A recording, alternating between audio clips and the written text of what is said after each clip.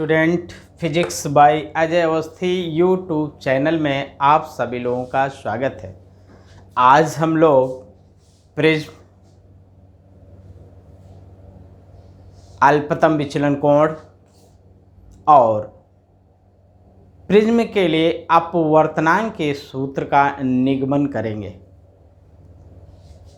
तो इस वीडियो को प्रारंभ से लेकर अंत तक अवश्य देखें और एक एक लाइन समझें। बहुत सरल ढंग से हम आपको समझा रहे हैं कि प्रिज्म क्या है, एंगल ऑफ डेविएशन क्या है और रिफ्रैक्टिव इंडेक्स फॉर प्रिज्म क्या होगा, उसका डेरिवेशन भी समझा रहे हैं। तो देखिए, सबसे पहले हम आपको बता रहे हैं प्रिज्म।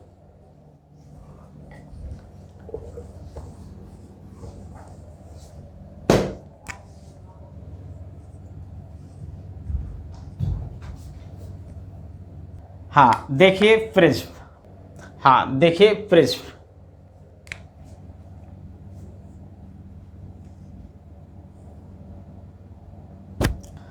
ऐसा समान पारदर्शी माध्यम जो किसी कोण पर झुके हुए दो समतल पृष्ठों से घिरा होता है, प्रिज्म कहलाता है। ऐसा समान पारदर्शी माध्यम जो किसी कोण पर झुके हुए दो समतल पृष्ठों से घिरा होता है, प्रिज्म कहलाता है। यहाँ पर ये दो पृष्ठ जो होते हैं इनको हम प्लेन सरफेस कहते हैं।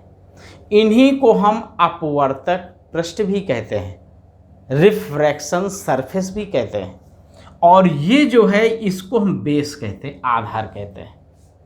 इसको हम ऐसे भी कहते हैं कि आधार पर झुके हुए दो समतल पृष्ठों से बना हुआ समान पारदर्शी माध्यम प्रिज्म कहलाता है। ए बी सी, ये जो एंगल है इसको हम प्रिज्म एंगल कहते हैं और इसको रिफ्रैक्शन एंगल भी कहते हैं, अपवर्तक कोण भी कहते हैं। ये बेस एंगल है, इनको हम आधार कोण कहते हैं। बस समझ में आ गई, ये था प्रिज्म। अब हम बताने जा रहे हैं विचलन कोण क्या है, एंगल ऑफ डेविएशन। हाँ, अब देखिए एंगल ऑफ डेविएशन, विचलन कोण।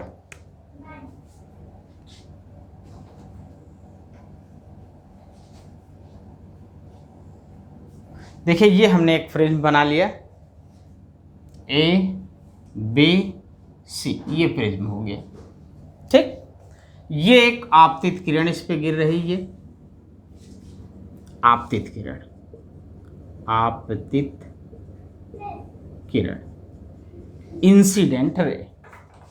इस पे हमने एक नॉर्मल खींच लिया, ये नॉर्मल हो गया। ठीक, ये प्रकाश किरण प्रिज्म के अंदर जाएगी, अपवर्तित हो गई, ये अपवर्तित हो गई। इसके बाद ये फिर निर्गत हो गई है, ये बाहर निकल रही, इसको हम निर्गत किरण कहेंगे।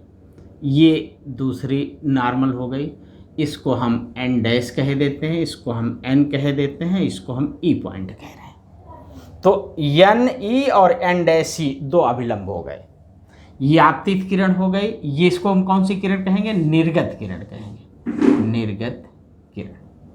और ये वाली जो किरण है इसको हम कहेंगे अपवर्तित किरण, अपवर्तित किरण। करेक्ट। अब देखिए ये आपतन कोण हुआ आई, ये आपतन कोण हो गया। ये विरल माध्यम है, ये सघन माध्यम है, फिर ये विरल माध्यम है। तो पहले प्रकाश किरण विरल माध्यम से सघन माध्यम में जाती है, अभिलंब की ओर झुक जाती है। ठीक, उसके बाद फिर सघन माध्यम से विरल माध्यम में जाती है, अभिलंब से दूर हटती है। ठीक, अब देखिए ये प्रकाश किरण जो आपतित किरण है वो ऐसे गई और ऐसे मुड़ गई सघन माध्यम में, जबकि जाना कैसे चाहिए, सीधे ऐसे, लेकिन क्या हो गया, अपवर्तन। ठीक, उसके बाद सघन माध्यम से फिर विरल माध्यम में गई, फिर अपवर्तन हो गया। ठीक है, हम समझा क्या रहे हैं, विचलन कोण। तो अब देखिए इसको हम स्ट्रेट सीधे लाइन आगे बढ़ाते हैं आपतित किरण को। ये आपतित किरण को हमने आगे की तरफ बढ़ा दिया, करेक्ट। अब देखिए, आपतित किरण को आगे की तरफ बढ़ा दिया, इस निर्गत किरण को हम पीछे की तरफ बढ़ाते हैं। ये जहां पर ये मिलती हैं दोनों किरणें, यहां पर जो कोण बनता है वो विचलन कोण कहलाता है। ये जो एंगल बना हुआ है इसको हम एंगल ऑफ डेविएशन कहते हैं, विचलन कोण कहते हैं, विचलन कोण कहते हैं। ठीक, परिभाषित कैसे करेंगे?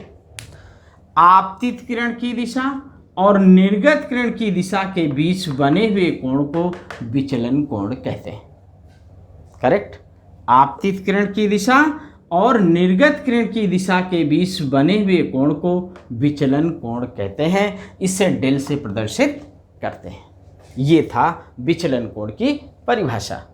अब हम बताने जा रहे हैं एंगल ऑफ मिनिमम डेविएशन, अल्पतम विचलन कोण किसे कहते हैं। देखिए,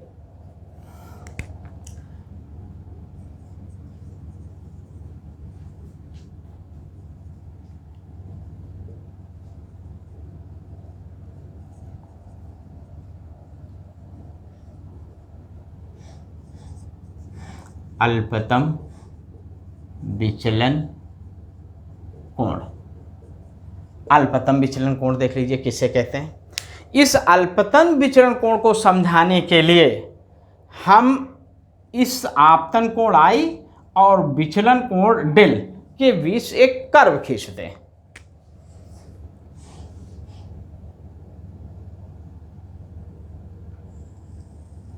ये हमने एक कर्व खींच दिया।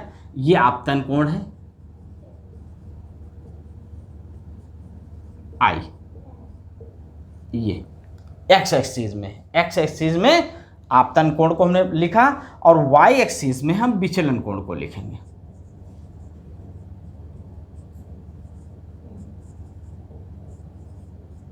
ये ठीक। अब आपतन कोण और विचलन कोण के बीच हम ग्राफ खींचते हैं। इस तरह का ग्राफ मिलता है, आई डेल वक्र, कहीं कहीं पे इसको डेल्टा भी कहते हैं। ये आई डेल वक्र हमने खींच दिया। आप देखिए, आई डेल वक्र को हम समझा रहे हैं। देखिए,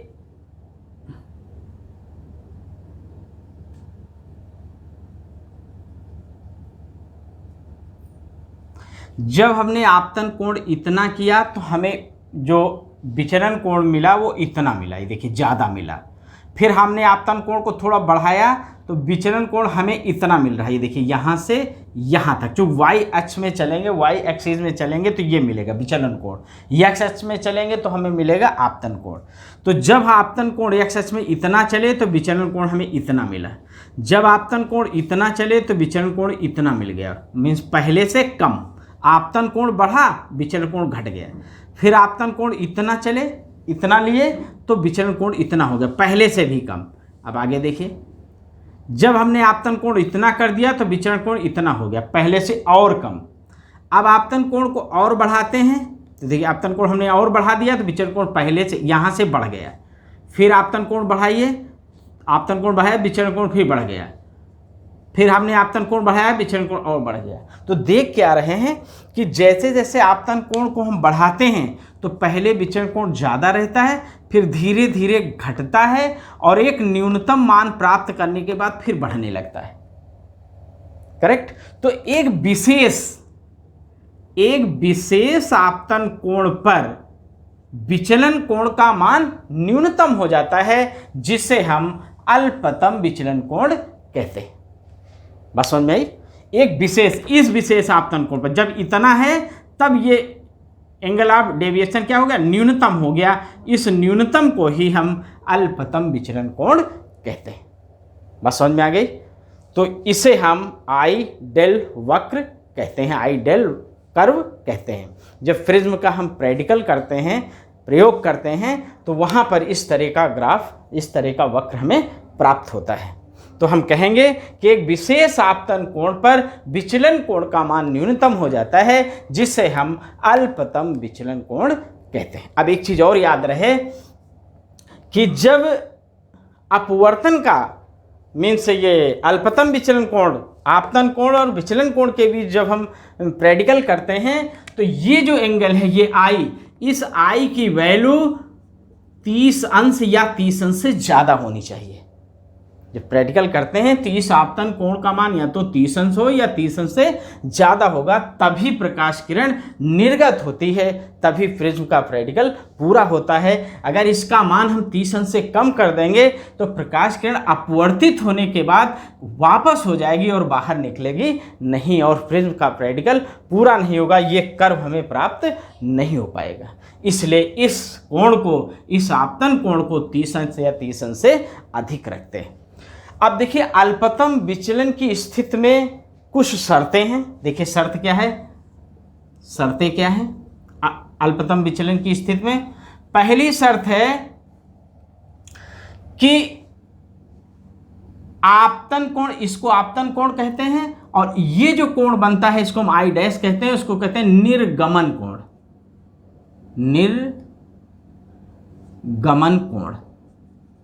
अल्पतम विचलन की स्थिति में ये आपतन कोण इस निर्गमन कोण के बराबर होता है, अर्थात I equal to I dash, ये याद रहे आपको। अल्पतम विचलन की स्थिति में आई की वैल्यू आई डैश के बराबर होती है, अर्थात आपतन कोण का मान निर्गमन कोण के बराबर होता है। नंबर 2, जब आधार कोण बराबर होते हैं तब अपवर्तित किरण सदैव प्रिज्म के आधार के समांतर होती। कब? अल्पतम विचलन की स्थिति में। अल्पतम विचलन की स्थिति में आधार कोण बराबर होने पर अपवर्तित किरण सदैव प्रिज्म के आधार के समांतर होती, ये दूसरी शर्त है। हाँ, अब देखिए formula for the refractive index of the prism, prism के अपवर्तनांक के लिए सूत्र। अब देखिए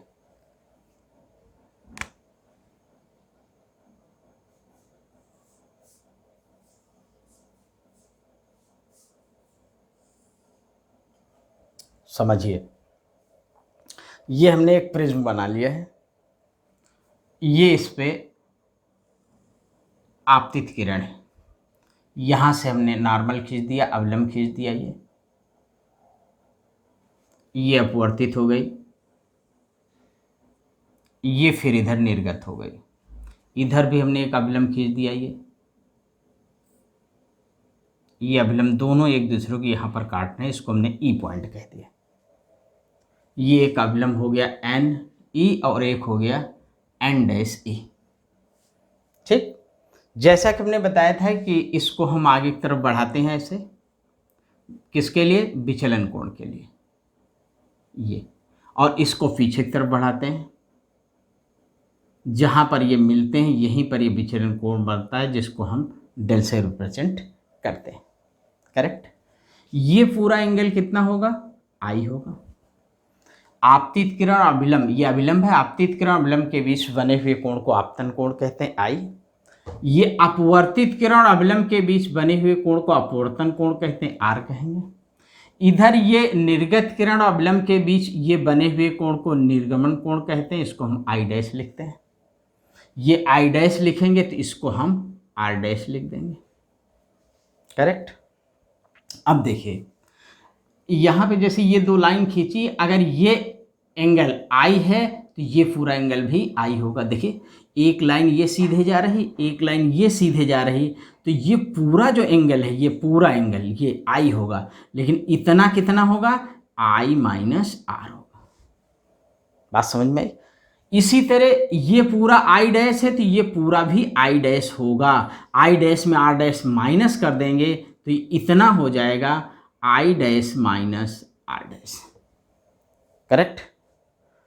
अब देखिए इसको हम ए पॉइंट कह देते हैं, इसको हम बी पॉइंट कह देते हैं, इसको सी कह देते हैं, इसको हम डी माने लेते हैं, इस पॉइंट को हम आर माने लेते हैं, इसको हम क्यू माने लेते हैं।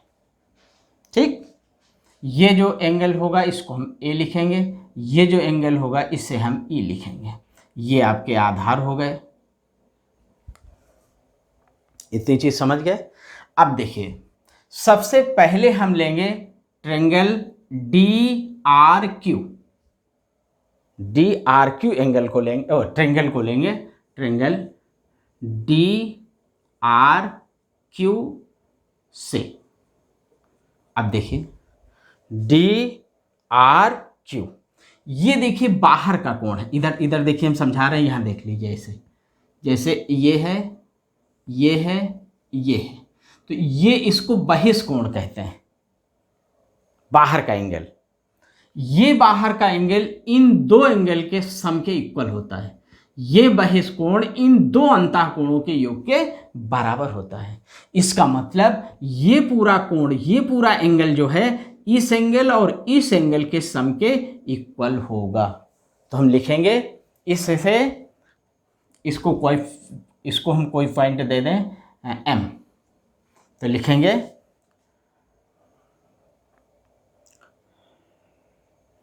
एंगल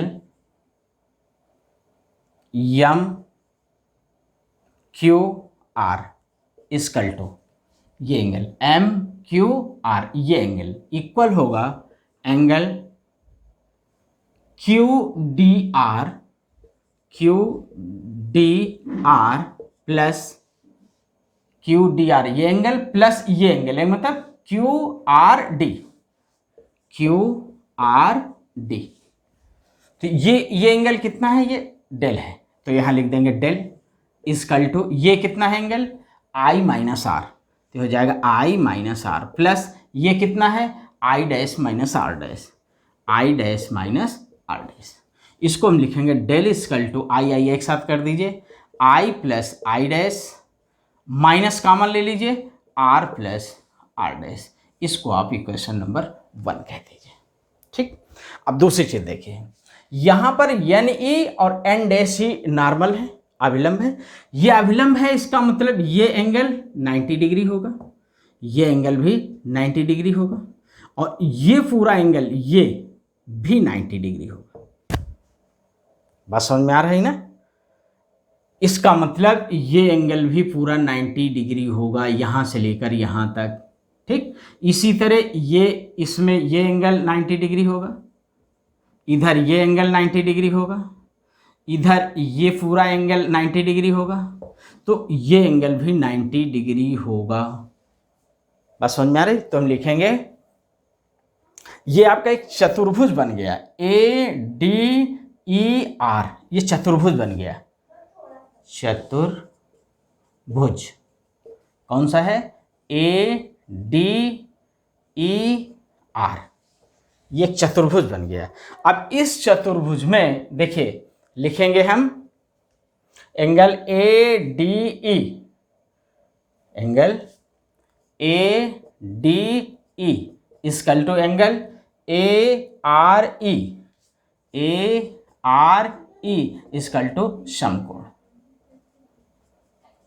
अब देखिए ये पूरा एंगल और ये पूरा एंगल का सम दोनों क्या है, इक्वल है, किसके सम, मतलब ये 90 डिग्री है, ये 90 डिग्री है, मीन दोनों का सम कितना 180 है, तो इन दोनों आमने सामने का भी सम 180 होगा। तो हम लिखेंगे a plus E equal to 180, equation number 2। ये चीज़ समझ में आ गई भाई? इस चतुर्भुज का ये पूरा एंगल 90 डिग्री है और ये पूरा एंगल 90 डिग्री है, तो दोनों का सम 180 है, तो इन सामने वाले एंगल का सम भी 180 होगा, यही हमने लिखा है। ठीक, अच्छा दूसरी चीज देखिए, लिखेंगे ट्रेंगल ये D E R, D E R, इससे देख लीजिए क्या हो जाएगा। अब ये जो ट्रेंगल बन रहा है ये, और किसी भी ट्रेंगल के तीनों एंगल का सम 180 होता है, इसका मतलब R plus R dash plus E equal to 180, R plus R dash plus E equal to 180। ये इक्वेशन नंबर 3 हो गया। अब हम सेकेंड और थर्ड कंपैरिजन करेंगे, तुलना करेंगे सेकेंड एंड थर्ड की। अब देखिए दोनों की अगर तुलना करें, कंपैरिजन करें, तो राइट हैंड साइड 180 180 है, इसका मतलब ये लेफ्ट हैंड साइड आपस में बराबर होंगे। ठीक, लेफ्ट हैंड साइड आपस में बराबर होंगे, ये ई से ई हट जाएगा, ए की value R plus R dash के इक्वल हो जाएगी, ए इक्वल टू हो जाएगा आर प्लस आर डैश। ये आपका इक्वेशन नंबर हो गया 4। इतनी चीज समझ गए। अब आगे देखिए,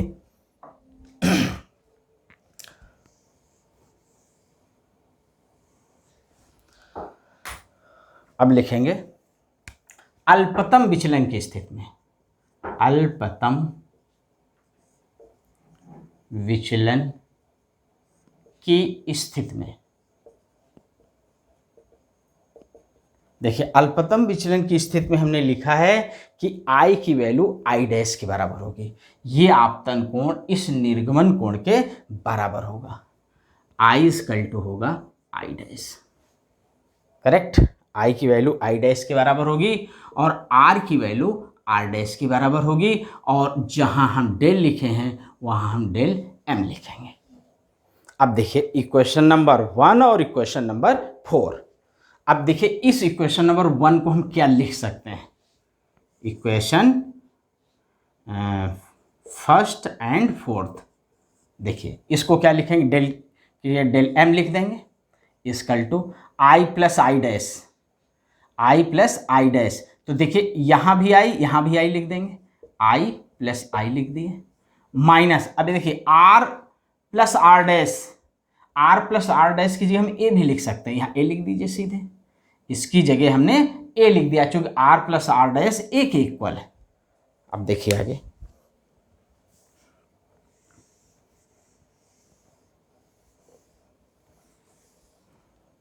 हाँ अब ये हो जाएगा del M plus A equal to 2i, ये आई जोड़ के 2i हो जाएगा, इसलिए i इक्वल टू हो जाएगा del M plus A upon 2, ये i की वैल्यू निकल आएगी।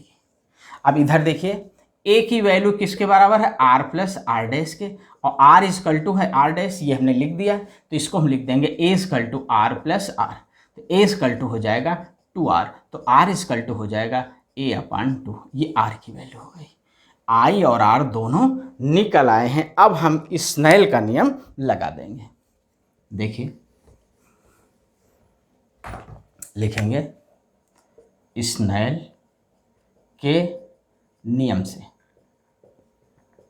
यह है n equal to sine I upon sine R, तो ये हो जाएगा n equal to sine I की जगह क्या लिखेंगे, ये del M plus A upon 2 whole upon sine R की जगह क्या लिखेंगे, ए अपान 2, ए अपान 2।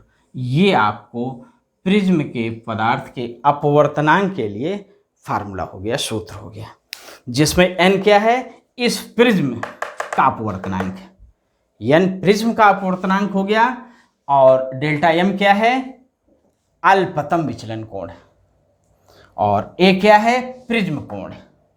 समझ गए? तो ये प्रिज्म के पदार्थ का अपवर्तनांक हो गया। n किसका है, इस प्रिज्म का, प्रिज्म जो कांच का बना हुआ है उसका अपवर्तनांक होगा, अर्थात प्रिज्म के पदार्थ का अपवर्तनांक हो गया। अब हम बताएंगे पतले प्रिज्म के लिए विचलन कोण का सूत्र क्या होगा।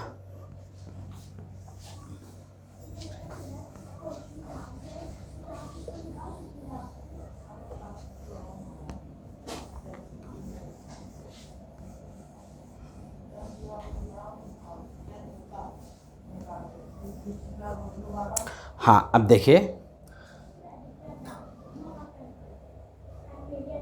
पतले प्रिज्म द्वारा विचलन, पतले प्रिज्म द्वारा विचलन, पतले प्रिज्म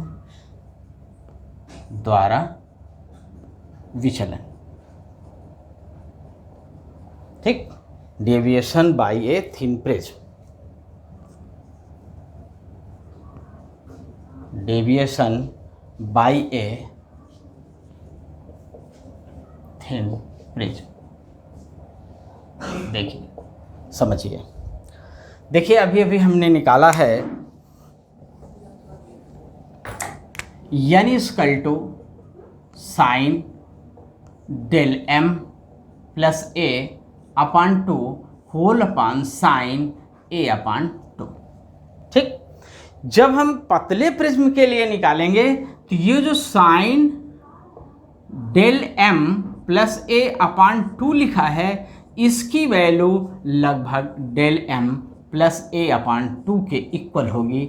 और यहाँ पे जो साइन ए अपान 2 लिखा है, इसकी वैल्यू लगभग ए अपान 2 के इक्वल होगा। इसका मतलब इस फार्मूले में जहाँ ये चीज़ लिखी वहाँ ये लिख देंगे, जहाँ ये चीज़ लिखी वहाँ हम ये लिख देंगे।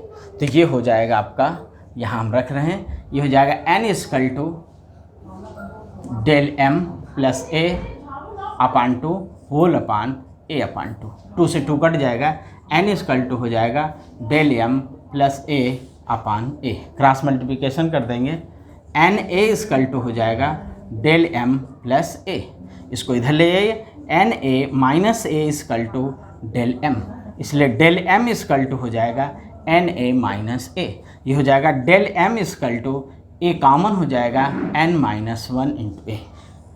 इसी फार्मूले को हम इस रूप में भी लिख सकते हैं, del equal to n minus 1 into A. बात समझ में आ गई? तो ये जो प्रिज्म के लिए, पतले प्रिज्म के लिए विचलन कोण हमें प्राप्त हुआ है, इस फार्मूले में n है और a है। कहीं पर भी प्रिज्म के अपवर्तनांक, प्रिज्म के आपतन कोण को यहाँ नहीं प्राप्त हुआ है, कोई फार्मूला इस फार्मूले में कहीं आई नहीं है, मीन्स आपतन कोण आई नहीं है। इसका मतलब कि विचलन कोण जो है वो प्रिज्म के पदार्थ के अपवर्तनांक और प्रिज्म कोण पर निर्भर करता है, लेकिन आपतन कोण आई पर निर्भर नहीं करता है। बात समझ में आ गई कि ये जो विचलन कोण है ये प्रिज्म के पदार्थ के अपवर्तनांक पर और प्रिज्म कोण पर निर्भर करता है, लेकिन आपतन कोण पर निर्भर नहीं करता है।